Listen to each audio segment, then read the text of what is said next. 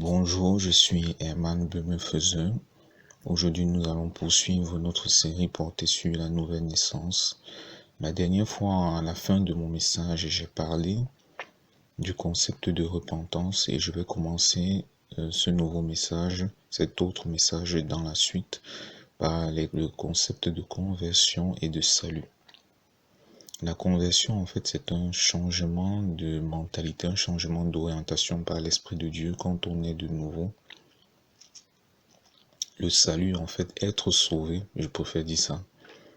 Être sauvé, en fait, c'est être délivré de la nature pécheresse qui était rattachée à notre âme. C'est le fait que notre âme soit détachée de cette nature pécheresse-là. Être sauvé, c'est être séparé des ténèbres pour la lumière véritable qui est Jésus-Christ. Entendons par ténèbres le système ambiant, le monde, qui est ce système ambiant qui génère et entretient le péché et qui opère au travers de la séduction et de la distraction au contact des sens de l'homme. Être sauvé, c'est également être délivré des flammes éternelles, de ce que Jésus appelle la géhenne, qui est présentée dans l'Apocalypse comme l'étang de feu à Adam, qui est la seconde mort.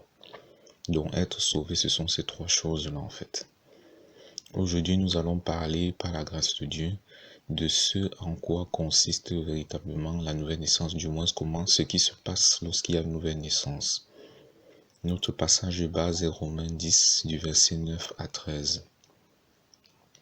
Il est écrit: si tu confesses de ta bouche le Seigneur Jésus et si tu crois dans ton cœur que Dieu l'a ressuscité des morts, tu seras sauvé. Car c'est en croyant du cœur qu'on parvient à la justice, et c'est en confessant de la bouche qu'on parvient au salut selon ce que dit l'Écriture. Quiconque croit en lui ne sera point confus. Il n'y a aucune différence en effet entre le juif et le grec, et par là entre parenthèses on peut dire toute personne de toute origine, puisqu'ils ont tous un même Seigneur qui est riche pour tous ceux qui l'invoquent, car quiconque invoquera le nom du Seigneur sera sauvé. Donc c'est pour dire que fondamentalement le salut n'est pas une affaire de juifs, non. Le salut a commencé par le peuple juif parce que c'est le peuple qui a reçu en premier les alliances et qui a reçu la loi de Dieu au travers de Moïse. Et ensuite le salut est ouvert à toutes les nations, mais Dieu ne fait point de discrimination. Dieu regarde au cœur et non à l'apparence. Dieu prend en compte toutes choses, mais fondamentalement, ce qui regarde sur le cœur, c'est pas le cœur qui fait la distinction entre les hommes. Ce n'est pas par les origines ethniques, raciales, sociales ou je ne sais quoi d'autre. Vous voyez un peu. Et ici, on ne va pas revenir sur le concept de croire de tout son cœur au Seigneur Jésus. Je l'ai assez expliqué dans la dernière vidéo. Mais ce que je peux déjà dire, c'est que quand je parle de croire de tout son cœur, c'est croire selon le standard divin. Jésus dit dans le livre d'Apocalypse: je suis l'alpha et l'oméga, le commencement et la fin. Il ne dit pas je suis l'alpha et une grande partie, ou alors l'alpha et la moitié. Je suis l'alpha et l'oméga. Ça veut dire quoi? Ça veut dire que croire au Seigneur Jésus induit de croire de tout son cœur.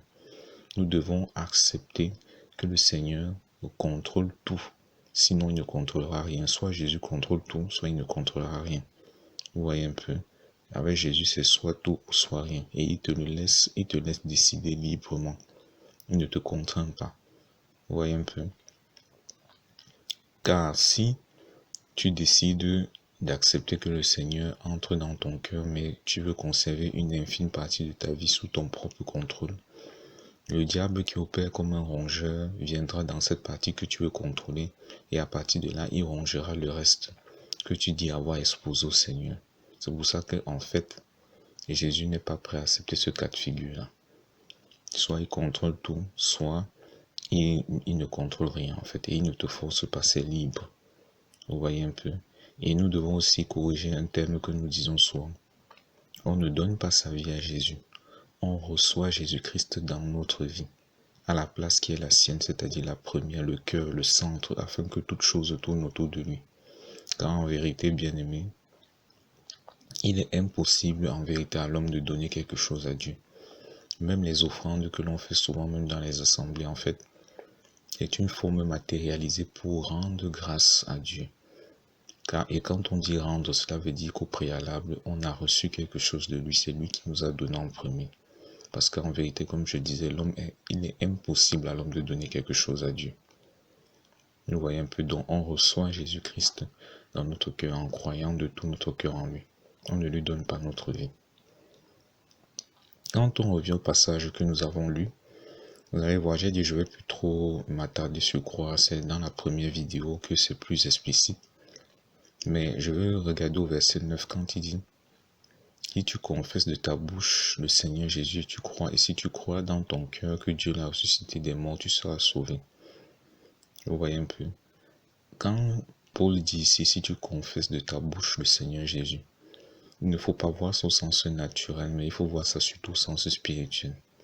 Car on pourrait dire que ceux qui sont à l'homme muet, qui n'ont pas la capacité de s'exprimer avec leur bouche, comment feront-ils alors?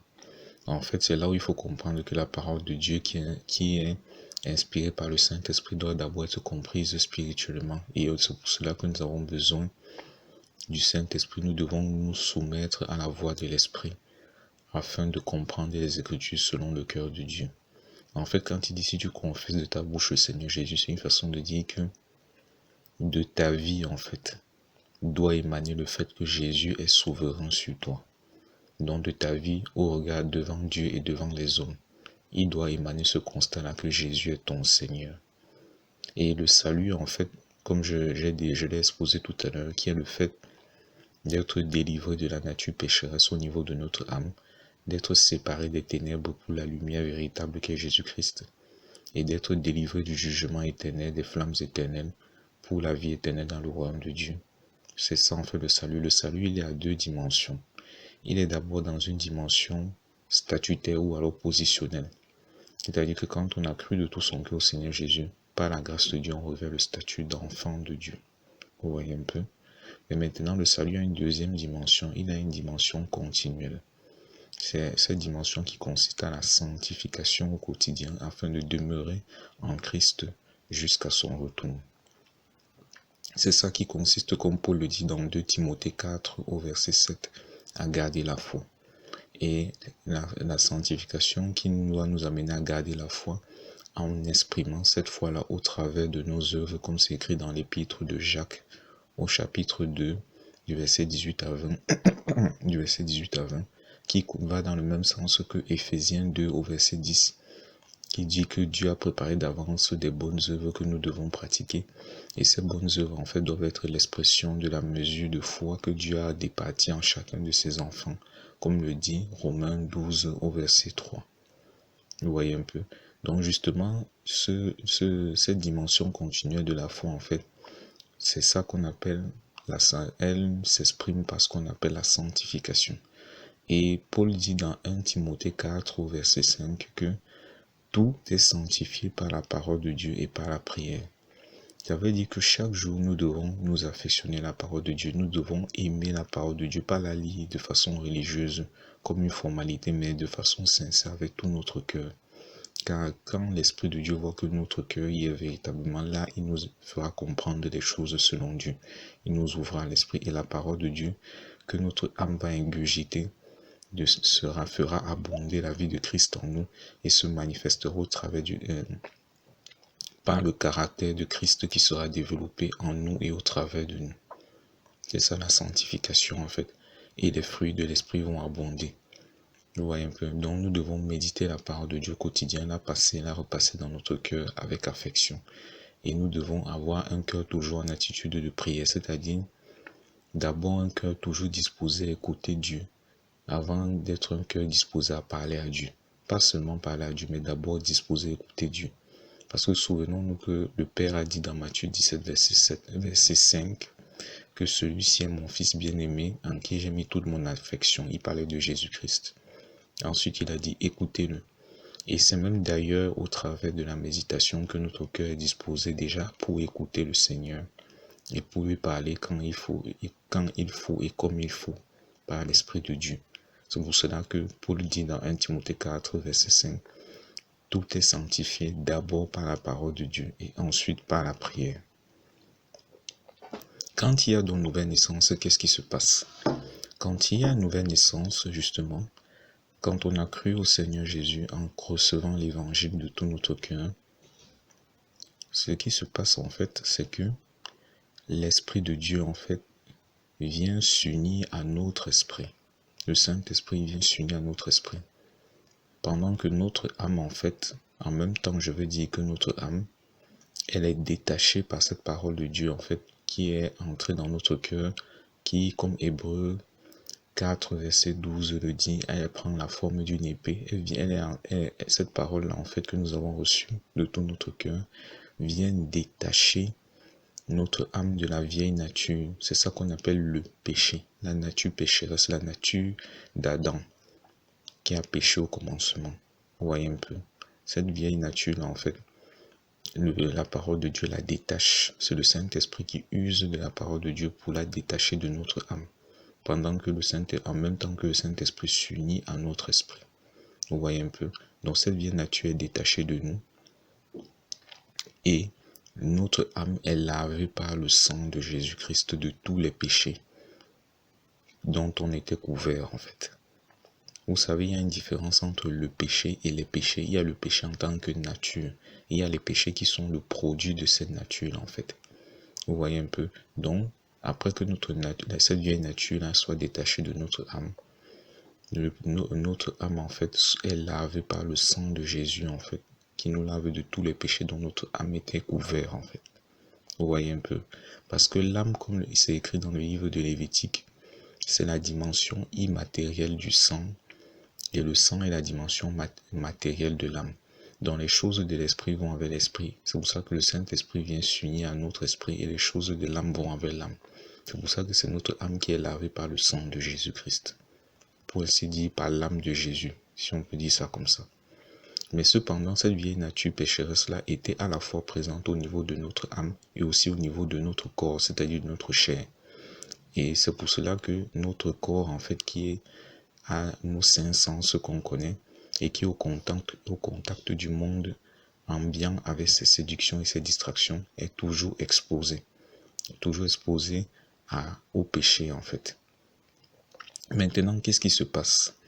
Quand notre âme a donc été détachée, libérée de cette vieille nature pécheresse qui nous rendait esclaves du péché, qui nous faisait pécher naturellement, aimer naturellement le péché comme si c'est quelque chose de normal, qui nous avait réduit à l'état d'homme animal, comme Paul le dit dans 1 Corinthiens 2. Lorsque justement nous sommes défaits de cette nature-là par la grâce de Dieu, en fait, nous devenons enfants de Dieu, comme je le disais tantôt, nous sommes sauvés, nous avons cette position d'enfant de Dieu, ce statut d'enfant de Dieu, et nous sommes libres au niveau de notre âme. Notons que notre âme, puisque notre être est constitué de l'esprit, l'âme et le corps, notre âme en fait est l'entité qui décide, l'entité qui s'affectionne, l'entité qui a des émotions, c'est aussi l'entité qui bénit fondamentalement. C'est pour ça que Isaac dans Genèse 27 a dit à Ésaü, va chasser du gibier afin que mon âme te bénisse avant que je meure. Et dans le psaume 103, David dit, mon âme bénit l'Éternel. Vous voyez un peu, donc ça veut dire que notre âme en fait joue un grand rôle en fait. Ce d'autant plus dans la sanctification pour que la dimension continue du salut se manifeste véritablement comme Dieu veut. Vous voyez un peu. Donc justement, quand notre âme est détachée de cette vieille nature, nous sommes effectivement libres. Maintenant, nous sommes au niveau nous ne sommes plus au niveau de l'homme animal, comme Paul le dit dans 1 Corinthiens 2. Nous sommes maintenant au niveau de l'homme charnel, parce qu'on vient d'être né de nouveau. Ça veut dire que notre chair encore est là avec naturellement des affections, des choses du monde, puisque cette nature pécheresse demeure encore dans notre chair. Vous voyez un peu, mais notre âme est libre. Notre but, en fait, c'est de devenir des hommes spirituels, toujours comme Paul le dit, puisqu'il distingue ces trois types d'hommes. En fait, l'homme spirituel, qui est effectivement connecté pleinement avec Dieu. L'homme charnel, qui est né de nouveau, mais qui a encore des affections, des choses terrestres, qui est celui-là, en fait, chez qui on voit encore des rivalités, des jalousies et parfois même des trébuchements. C'est celui-là, en fait, l'homme charnel, c'est celui-là qui lutte encore avec le péché, qui de temps en temps tombe et se relève, et il se sent mal quand il pêche. Mais il aime Dieu. Vous voyez un peu. Voilà. Parce qu'il est né de nouveau. Et l'homme animal, c'est celui qui est vendu au péché, qui est esclave du péché. Donc quand on vient juste de naître nouveau, on est encore au niveau de l'homme charnel et notre but c'est de devenir des hommes spirituels. C'est pour cela que Paul nous dit dans Colossiens 3, du verset 1 à 3 que affectionnez-vous des choses d'en haut et non à celles qui sont sur la terre. Je note toujours que nous avons besoin des choses qui sont sur la terre, mais tout ce que nous faisons ici-bas doit être selon la volonté de Dieu, avec un cœur entièrement tourné vers le trône de Dieu d'où Christ est assis. C'est ce que Paul dit. Et il dit car vous êtes morts. Quand il dit car vous êtes morts, toujours dans Colossiens 3 du verset 1 à 3, il dit car vous êtes morts. Ça veut dire que nous sommes morts au péché. Pour ainsi dire, nous sommes détachés de la nature pécheresse.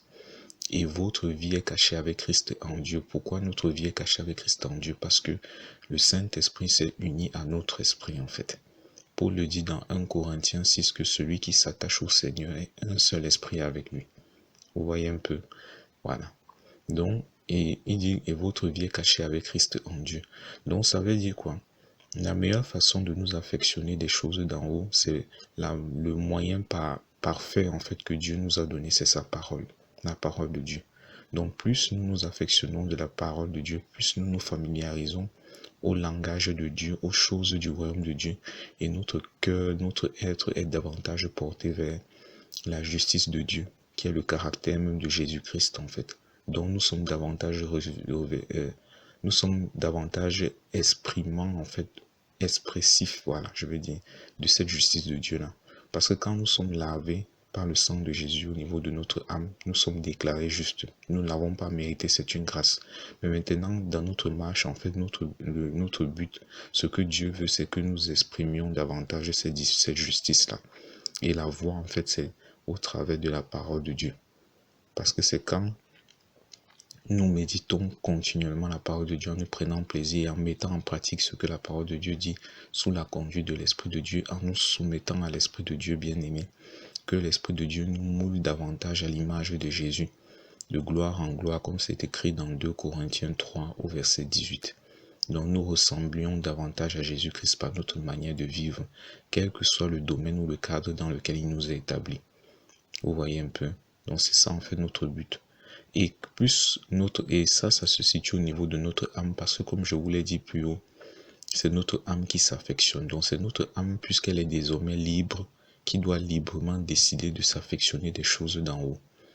Or, si cette liberté-là, elle n'oriente pas cette liberté-là dans le sens de s'affectionner des choses d'en haut, elle risque encore de se laisser séduire par les choses du monde. Et si elle ne prend point garde, elle va retomber dans la captivité au péché. Et là, il n'y aura plus de sacrifice pour nous, comme c'est écrit dans Hébreux. Vous voyez un peu, c'est un peu comme si elle aura méprisé le salut qu'elle a reçu gratuitement. Et là, ce sera une condamnation en fait. Vous voyez un peu. Donc c'est pour cela que Jésus veille en fait à nous délivrer notre âme afin que nous soyons libres. Que nous n'ayons pas pour prétexte qu'on ne savait pas, qu'on n'était pas capable en fait de nous affectionner des choses d'en haut parce qu'encore captif. Non. Car si notre âme s'affectionne véritablement des choses d'en haut, elle va finalement attirer notre chair en la réorientant juste aussi vers les choses d'en haut. Parce que comme je vous l'ai dit tantôt, c'est notre âme, l'entité de notre être qui décide. Quand nous posons une action, quand nous disons une parole qui émane d'une pensée, c'est que notre âme a décidé de la poser, en fait, cette action-là, ou alors de dire cette parole-là. Vous voyez un peu? Jésus dit que c'est de l'abondance du cœur que la bouche parle. Et c'est l'âme, en fait, qui décide que nous allons parler. C'est au niveau de notre âme, en fait. C'est notre personnalité profonde. C'est dans notre âme. Vous voyez un peu? C'est pour ça que Jésus veille à ce que nous soyons libérés lorsque nous naissons de nouveau. Donc, si notre âme s'affectionne des choses d'en haut, naturellement, notre corps va suivre, en fait. Et nous aurons progressivement davantage du dégoût pour les choses du monde qui séduisent et distraient. Et on sera davantage focalisé sur Jésus-Christ, en fait. Et c'est là que nous serons renouvelés de gloire en gloire en son image pour marcher à son image ici-bas. C'est ce que je voulais partager avec vous aujourd'hui. Donc, pour ceux qui ont besoin de bien comprendre, je les invite à réécouter ce message. Par la grâce de Dieu, la prochaine fois, on abordera une autre partie, toujours concernant la nouvelle naissance. Fidèlement en Christ, je vous salue.